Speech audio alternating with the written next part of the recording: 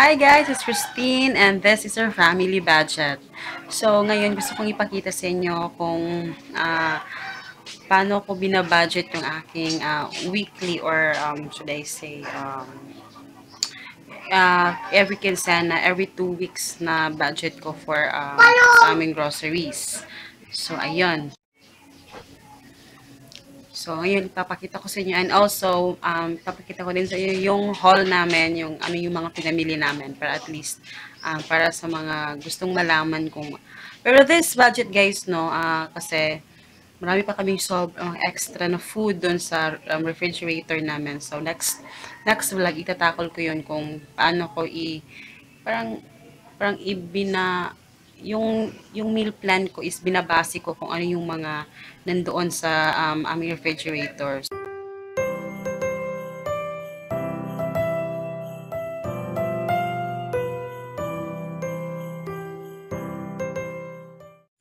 So, eto lahat yung ano niya guys. Eto sa Robinsons to na aking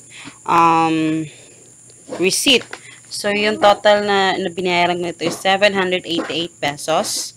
So, ayan, 788 pesos. Tapos, ito, ipapakita ko sa inyo lahat kung magkano yung ano ko. So, ito yung minilistahan ko. Ito yung dinadala ko pag namimili ako. Tapos, ito yung grocery list ko for December 10, 2016.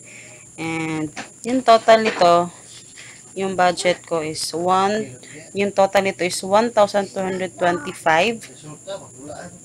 So, yan. So, eto guys, papakita ko sa inyo yung total niya, no? So, my budget for isang kinsena is 2,000 pesos. Ayan. And, so 14 days to, isang kinsena.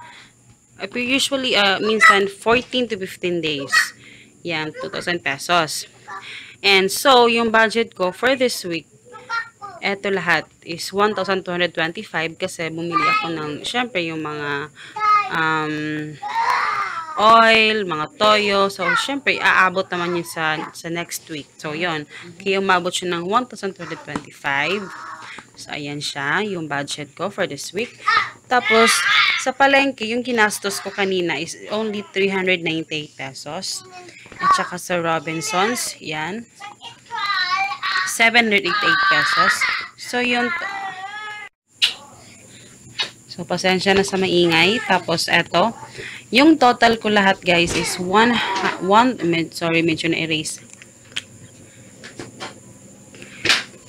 Yung total niya is 1,186 pesos. So, ayan. Yan yung total niya. So, medyo naka-less lang siguro ako ng konti lang. Pero at least hindi ako sumobra. Yun yung importante. Kasi hindi ako sumobra sa budget ko. Yun.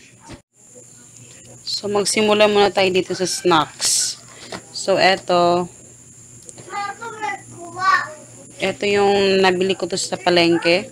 This is a 9 pesos. Yan. 9 pesos ito, dalawa. So, ayan. Tapos, ito, caramel popcorn. This is a, kano ba ito? 9 pesos ata to. Yan, dalawa. And also, Nova multigrain snacks. And, ito para sa anak ko to.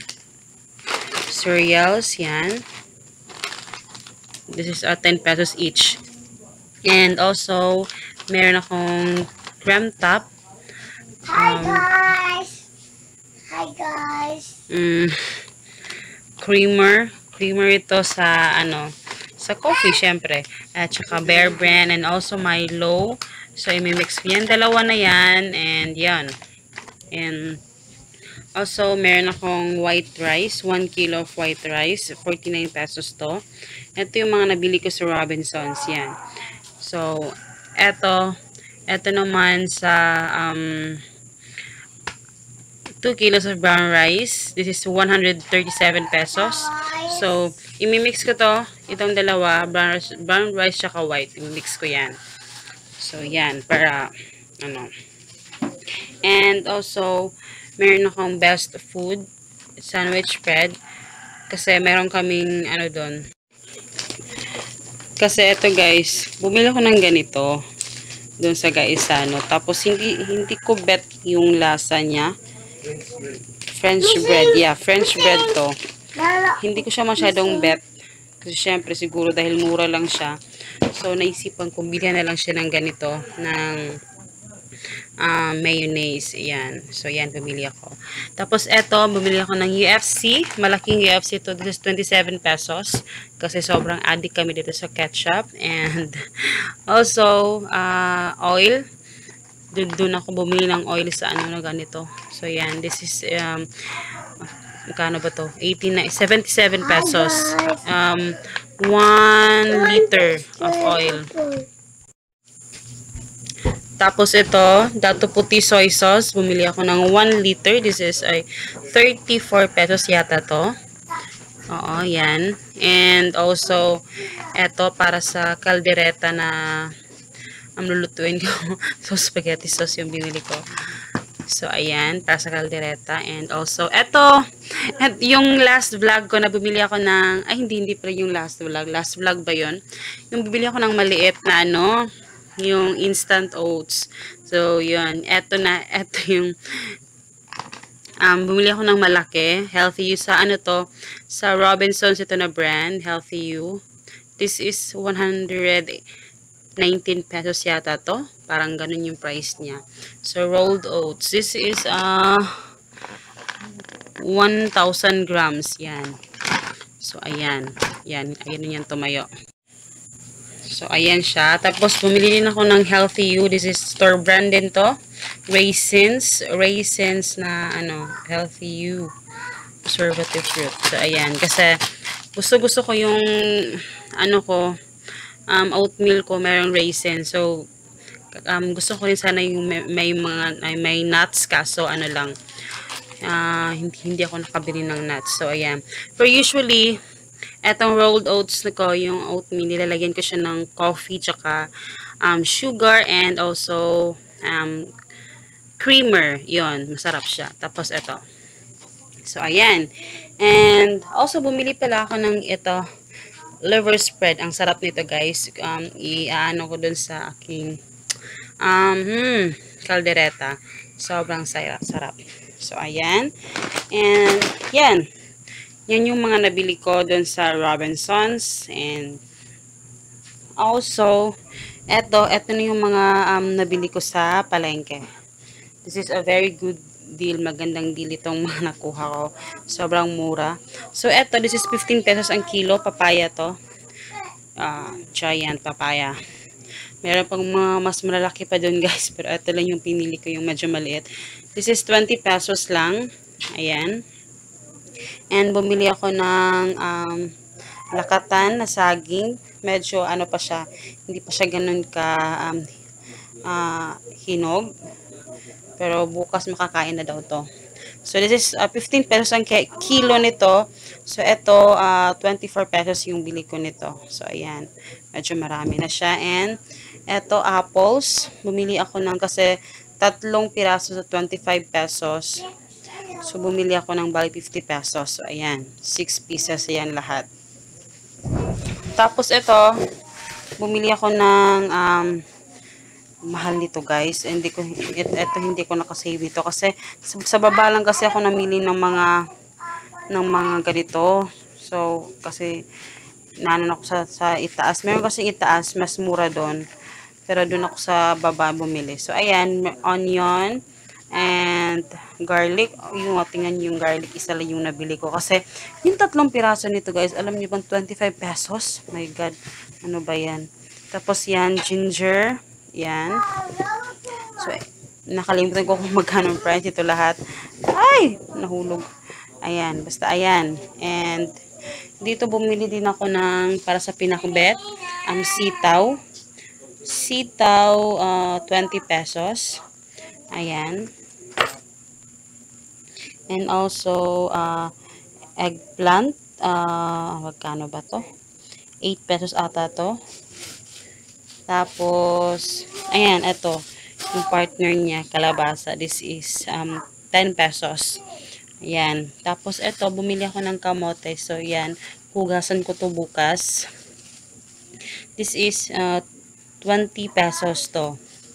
Kasi yung kilo nito is 15 pesos lang yung kilo nito. So, I really save a lot on this kasi sa snacks and also minsan kung sa lunch namin, syempre kami lang dalawa ng anak ko. So, minsan ito din pang lunch namin kasi kumakain din ito ng anak ko eh. So, ayan. So, meron din ako dito carrots and yung carrots 4 pesos dalawa. And also, ito sa baba ko rin to nabili eh. Medyo, hindi talaga siya ganun ka, good deal. So, patatas, 30 pesos. Tapos ito, kangkong, this is 10 pesos. Medyo marami na siya yung 10 pesos. So, ayan. And also, cabbage pala, guys. It is 8 pesos yung cabbage. Oops! Yan. Tapos ito, bumili ako ng kasi, diba, kasi yung usually binavlog ko na vitamins yung Centrum. Kaya lang, hindi naman siya nagkakasakit talaga, pero parang, lang, itatry lang namin tong Revicon. This is 5 pesos each.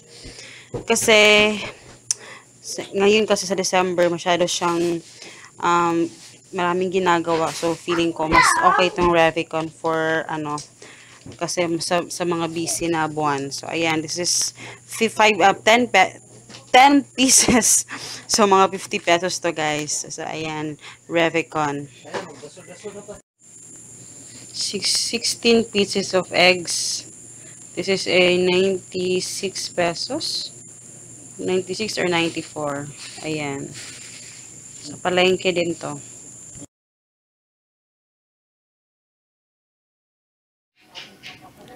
So, ayan guys. I hope you guys enjoy and please don't forget to subscribe if you, kung hindi ka pa nakapag-subscribe para sa ibang paparating ko pa ng mga videos and saving tips and all budget tips. Ayan. So, please don't forget to subscribe and see you in the next video. Bye!